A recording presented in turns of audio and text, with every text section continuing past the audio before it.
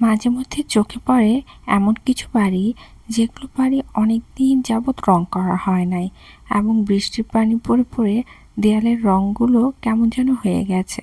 আজ আমি এমনই একটি পেন্টিং করব। হ্যালো এভরিওয়ান, আমি ঋতু। কালার প্যালেট পেজে আপনাদের সবাইকে স্বাগতম। চলুন তাহলে পেন্টিংটি শুরু করি। শুরুতেই আমি সাদা এবং নীল রং ব্যবহার করে আকাশের কাজটি করে নিয়েছি। বাড়ির কাজটিতে আমি হলুদ এবং কমলা রং ব্যবহার করেছি।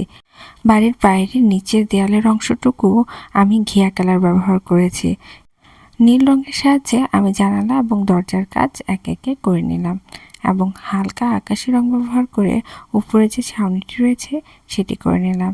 খয়েরি রঙের সাহায্যে আমি সামনে থাকা গাছটি করে নিচ্ছি। একই রং ব্যবহার করে ছাদের ডিটেলিংয়ের কাজ আমি অল্প অল্প করে নিচ্ছি। বাড়ির উপরের অংশটুকু ভেঙে গেছে এবং ইটগুলো বের হয়ে আছে এবং দেয়ালের মধ্যে ফাটল ধরেছে, সেটি আমি খয়েরি রঙের সাহায্যে করে নিচ্ছি। নীল রঙের সাহায্যে জানালার উপরের অংশটুকু করে নিচ্ছি এবং হালকা খয়েরি রং ব্যবহার করে বোঝানোর চেষ্টা করছি যে বাড়িটি খুব একটি যত্নে নেই।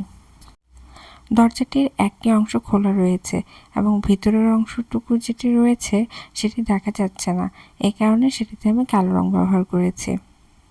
ডিপ নীল রং ব্যবহার করে জানালা এবং দরজার ডিটেলিংয়ের কাজ করে নিচ্ছি। নিচে থাকা কিছু পাথর রয়েছে, সেটি আমি খয়েরি রঙের সাহায্যে করে নিয়েছিলাম।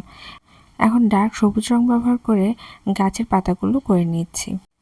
গাছটিতে আমি সবুজ রঙের কিছু শেড ব্যবহার করে গাছের পাতার ডিটেলিং আস্তে ধীরে বের করে আনব।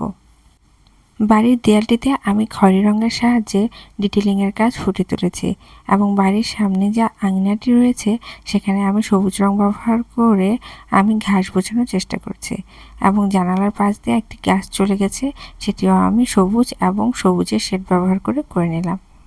জেল পেনের সাহায্যে আমি পেন্টিংটি ডিটেলিং ফুটিয়ে তোলার চেষ্টা করছি। এই তো কাজ আমার শেষ। ভিডিওটি যদি আপনাদের ভালো লেগে থাকে লাইক, কমেন্ট, শেয়ার করতে ভুলবেন না।